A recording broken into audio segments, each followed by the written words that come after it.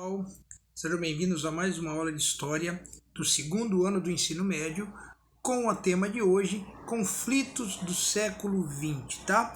Essa aula você vai dividir em dois vídeos, né? Parte 1 e parte 2, e nessa primeira parte a gente vai falar sobre a Primeira Guerra Mundial, tá bom? Aí na sequência das próximas aulas eu concluo o assunto. Tá? Para a gente poder falar sobre os conflitos do século XX, eu vou fazer uma introdução com vocês rápida aqui do que aconteceu um pouquinho antes da Primeira Guerra. Nós falamos na aula anterior sobre a Revolução Industrial, que foi todo aquele processo de industrialização da Europa, né, que se deu lá na Inglaterra no século XVIII e que depois veio tomando parte em todos os países europeus que ali estavam. Quando a gente chega agora por volta de 1900, todos os países europeus já estão industrializados. E digo mais, crescendo fortemente nesse processo industrial. Até aí está tudo certo, sem problemas algum. O que isso teria a ver com a Primeira Guerra? Prestem bastante atenção. Uma das principais maneiras da indústria crescer e evoluir é, claro, matéria-prima. Eu preciso de matéria-prima para produzir materiais, para produzir insumos.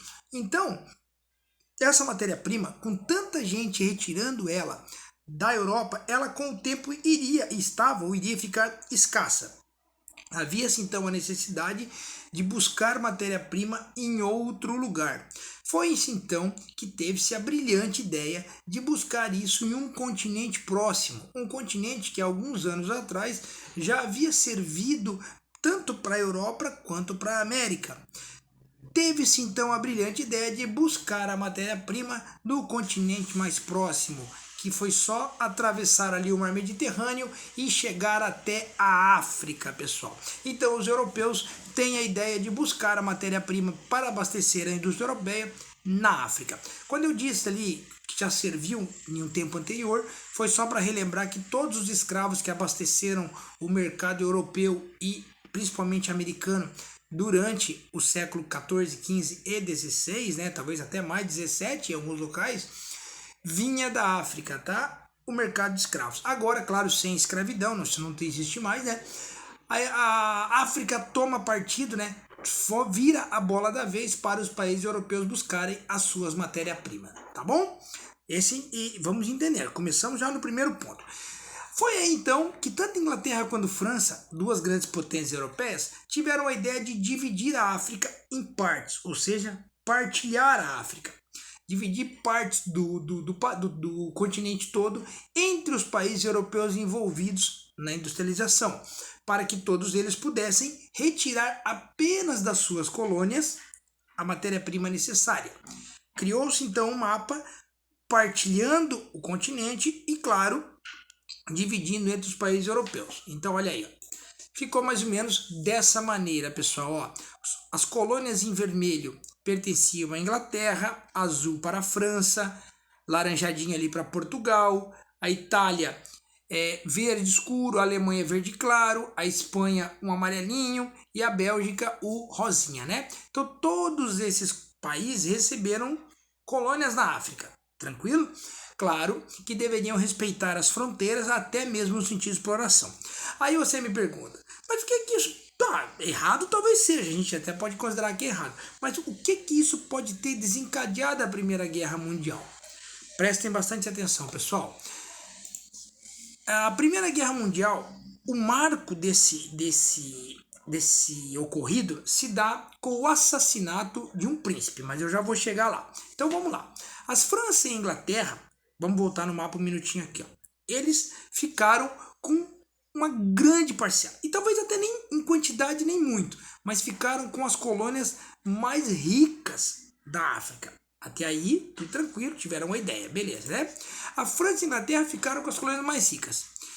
A Alemanha não ficou contente com o que lhe deram. Vamos voltar aqui no mapinha para nós ver onde é que estava a Alemanha. A Alemanha é o verde clarinho ali, ó. Se você analisar, ela ficou com duas colôniazinhas bem pequenas. Então ela achou a partilha extremamente injusto, né?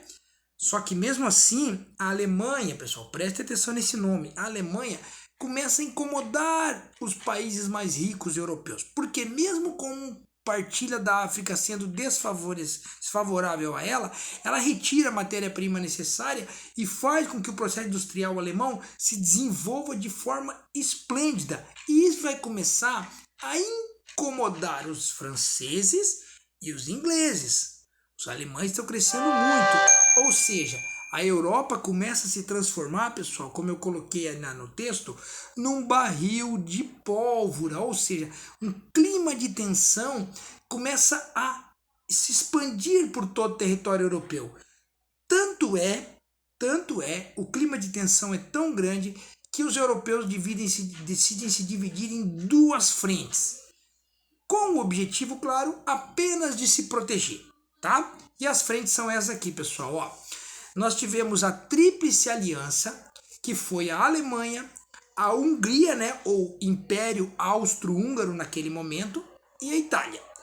Lá na Tríplice Entente, nós tínhamos a França, a Rússia, a Inglaterra e uma participação não tão expressiva da Sérvia.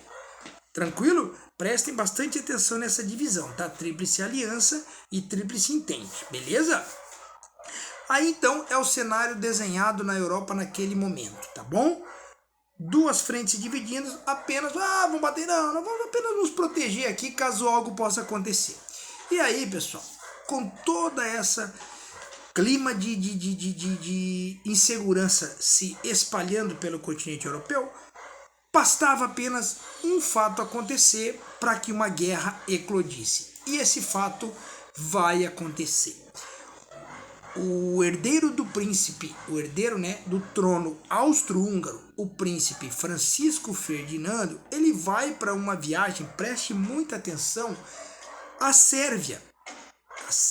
Ele vai para a Sérvia, vou voltar, olha aqui, a Sérvia está na Tríplice Entente e o príncipe é da Tríplice Aliança, então eles são contrários. Então o príncipe vai a uma viagem na Sérvia e durante essa viagem, pessoal, o príncipe é assassinado. Ele é assassinado por um terrorista sérvio, tá bom?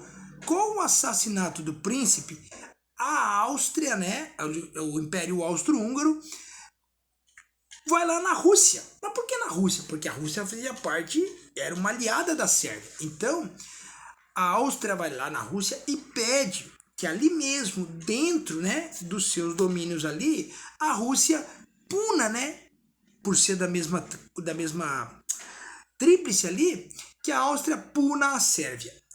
A Rússia lava as mãos, não faz nenhum tipo de medida contra a Sérvia, e o Império Austro-Húngaro entende isso como uma provocação.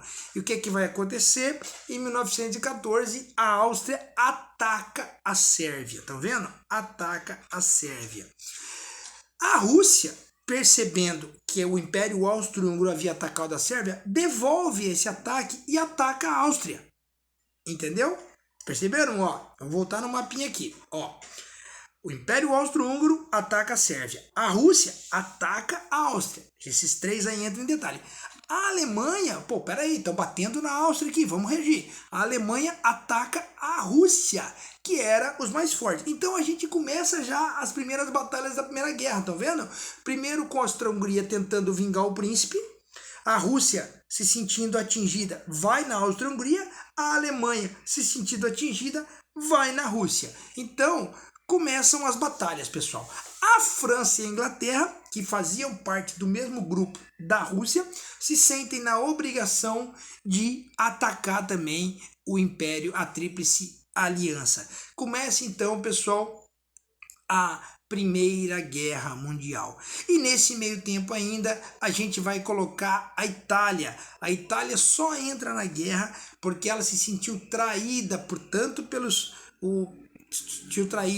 tanto pelos ingleses quanto pelos franceses na hora da divisão e entra na guerra ao lado da Tríplice Aliança. Então tá aí o cenário, tá aí a Primeira Guerra Mundial acontecendo. E aí a gente vai entender agora como é que se dava essa guerra, como que ela funcionou, tá bom? Vamos lá. A guerra vai se dividir em duas partes, prestem bastante atenção. A primeira parte da guerra a gente vai chamar de guerra de movimento, tá? Guerra de movimento. Por quê? Pessoal, presta atenção. A estratégia da guerra, logo no seu início, ela repetiu o que acontecia até então no século XIX, tá? Que era o quê? Um ataque de cavalaria, homens a cavalos, e um ataque com a infantaria, que eram homens armados, né? Com revólveres, mosquetões, espadas ainda se usavam naquele tempo. Então a guerra se dava nesse cenário, beleza? Foi exatamente dessa maneira que a Alemanha investiu contra a França, porque a Alemanha não estava nem aí pro Francisco Ferdinando. A Alemanha queria a França e a Inglaterra, esse foi o foco dos alemães. Então os alemães queriam a França. Os alemães começam invadindo a Bélgica, que era um país menor, e assim derrotaram os franceses, começa pela Bélgica, vão até a França, derrotam os franceses e tentam tomar Paris, tá? Tentam tomar Paris. Esse seria o ataque alemão. Os franceses, eles contra-atacam os alemães, tá? Dentro da cidade de Paris, onde tem uma batalha intensa ali. E o que acontece? E os alemães, percebendo que poderiam perder essa batalha, eles recuam para o seu território.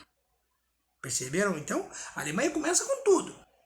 Cavalo, tiro, espada, conseguem acuar a França em Paris, ou aí não se sabe se a França também não estava esperando. No que chegam a Paris, existe o confronto e a Alemanha recua para o seu território. Só que aí, pessoal, duas situações agora vão mudar o rumo da guerra. Eu vou até me tirar aqui para vocês poderem entender o que vai acontecer agora.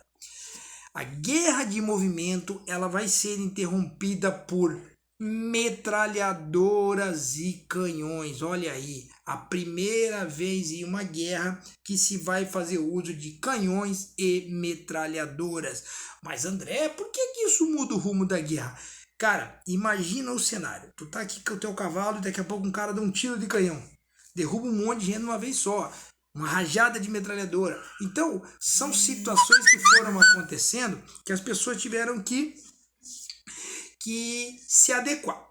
Percebendo que a guerra de movimento não teria o sucesso que eles estavam achando que poderia ter, criou-se então uma nova estratégia de guerra, que foi a guerra de trincheiras, pessoal. Como assim? Uma guerra de trincheira? Se você não sabe o que é uma trincheira, deixa eu explicar, depois eu vou lhe mostrar. Trincheira, na verdade, era o que, pessoal? Um buraco, né? Um buraco defensivo que tinham vários túneis ali, né? Que eram utilizados para proteção durante as batalhas, né? Dentro dessas trincheiras, desses buracos, eram colocados soldados ali. E ali eles lutavam, comiam, dormiam e se abrigavam dos tiros. Tá? Ó, que ideia bacana, era um buracão ali, vários sacos de areia na frente desse buraco, ficavam ali por tempo indeterminado, já vou falar mais sobre isso, só que a trincheira, apesar de parecer algo muito bacana inicialmente, não era algo totalmente seguro. Por quê, pessoal? Olha aqui. Os soldados ainda estavam expostos a ataques de metralhadora, né, mais distantes, de canhões e também de ataques aéreos, sem contar que os aviões muitas vezes largavam bombas químicas dentro das trincheiras para atingir os soldados. E tem um outro agravante também nesse período aí. Muitos soldados morreram dentro das trincheiras, pessoal, por doenças provocadas pela sujeira que ali estavam.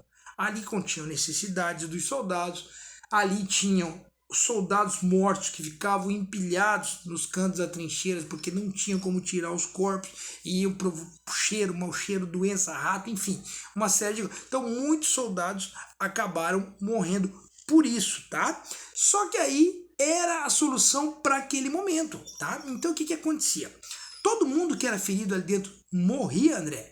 Nem todo mundo, pessoal. Alguns feridos eram retirados das trincheiras à noite, tá? Só que, claro, era algo muito perigoso porque uma operação assim poderia ser descoberta e mais mortes acontecerem. Aí na foto eu tenho uma trincheira, claro que é uma foto um pouco recuperada, mas você consegue perceber que tem alguns túneis ali, ó, que se distancia para o final, os sacos de areia que protegiam dos tiros rasantes, né, dos tiros de outros soldados. Mas percebam que por cima não tinha proteção, então um ataque aéreo, um morteiro, um canhão poderia atingir a trincheira, mas era o que tinha para aquele momento, tá? Aqui eu tenho mais algumas fotos para vocês darem uma olhada aí, ó. Um soldado aqui dentro da água, né? Provavelmente porque chovia nesse período, então ficava aquela água ali. E os soldados ali, uma espécie de uma estratégia, um momento de descanso ali, dentro da trincheira sem poder sair. Então isso era o cenário principal da Primeira Guerra Mundial. E as batalhas iam acontecendo, pessoal. Elas iam acontecendo a todo momento, tá? Então, o cenário permanecia mesmo que eu relatei lá no início. Só que em 1917 vai acontecer algo extremamente importante no conflito, pessoal. Olha lá. A Rússia, tá? A Rússia vai deixar a guerra.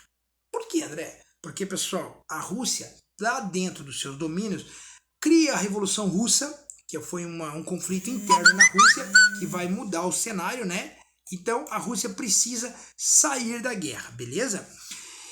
Em seu lugar entra nada mais, nada menos que os Estados Unidos, pessoal. E entra onde? Na Tríplice Entente, ou seja, nós temos agora Inglaterra, França, Estados Unidos e a Sérvia. A gente pode até descartar porque só esses três aqui já arrasam qualquer um.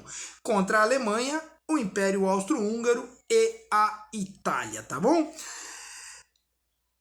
Os Estados Unidos vão direto dentro da Alemanha, porque para eles o provocador de tudo isso era a Alemanha. Ou seja, percebam lá no início quando eu falei que quem mais incomodava era a Alemanha, pela sua potência industrial estar se desenvolvendo, então o objetivo era arrasar a Alemanha. Então os Estados Unidos vão diretamente para a Alemanha, tá? Os alemães lutam, resistem, confrontam os americanos, contam ainda com o apoio da Áustria e da Itália, né? E ainda de quem mais pudesse estar ao seu lado. Então o que acontece, pessoal?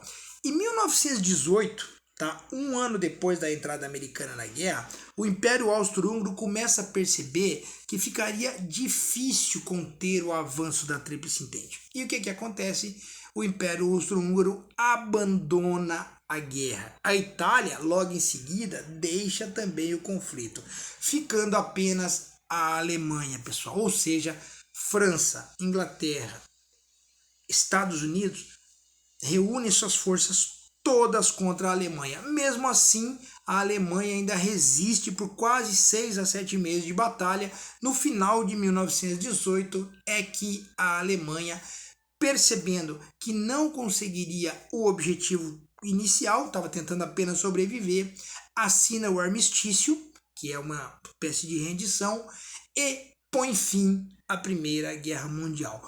Põe fim, entre aspas, né? Põe fim às batalhas, porque politicamente algumas coisas iriam acontecer ainda.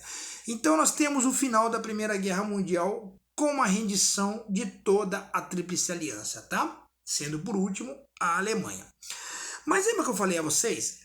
A Alemanha era a pedra no sapato da Tríplice Entente. E aí, pessoal, olha o que vai acontecer. O Tratado de Versalhes, atenção para esse nome.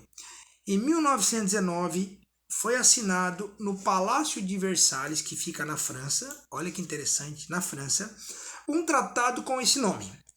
Esse tratado responsabilizava a Alemanha por ter ocasionado a Primeira Guerra Mundial, pessoal. Tá? Então, segundo o Tratado de Versalhes, que foi elaborado pelos Estados Unidos, pela França e pela Inglaterra, a culpada de tudo tinha sido a Alemanha. Então eles levaram os alemães dentro do território francês, fizeram esse documento e os alemães tiveram que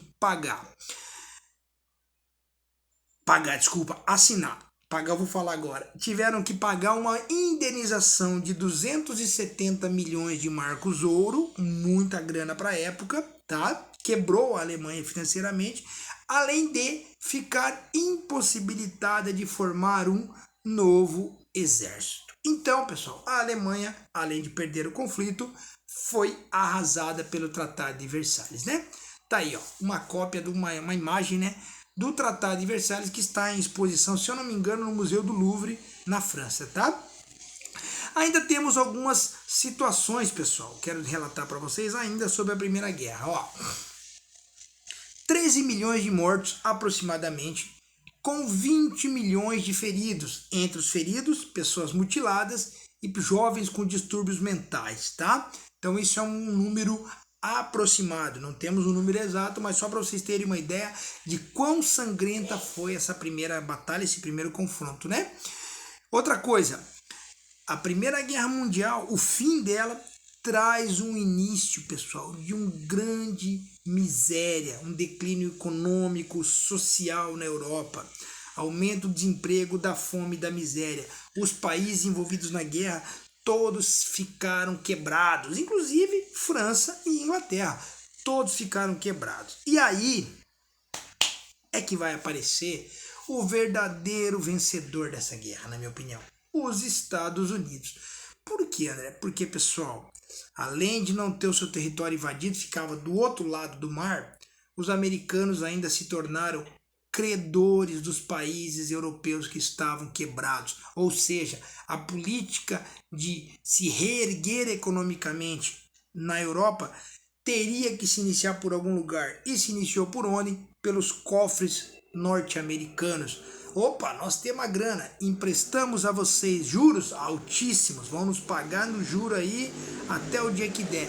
E isso, claro, deu início, né, a grande escalada de expansão econômica norte-americana para se tornar, com o passar de alguns anos, a maior potência econômica do mundo, tá? Então, o início de todo essa fortalecimento econômico norte-americano se dá com o fim da Primeira Guerra Mundial, quando eles emprestam a grana para os europeus, tá bom? Basicamente, pessoal, era isso que eu tinha para falar da Primeira Guerra. Aí, claro, na sequência do próximo vídeo que eu vou trazer semana que vem, a gente vai ver a escalada de Hitler, de Mussolini e a questão dos países europeus se reerguerem até eclodir a Segunda Grande Guerra, tá bom? E como imagem final, eu deixo para vocês uma imagem de um dos cemitérios dedicados a mortos da Primeira Guerra Mundial. Fica a reflexão, né, pessoal? Precisamos entender essa história de que guerra não tem vencedores, né? Apenas perdedores e prejuízos financeiros e, claro, familiares, como a gente vê nessa imagem, tá bom? Muito obrigado e até a próxima aula, tá bom?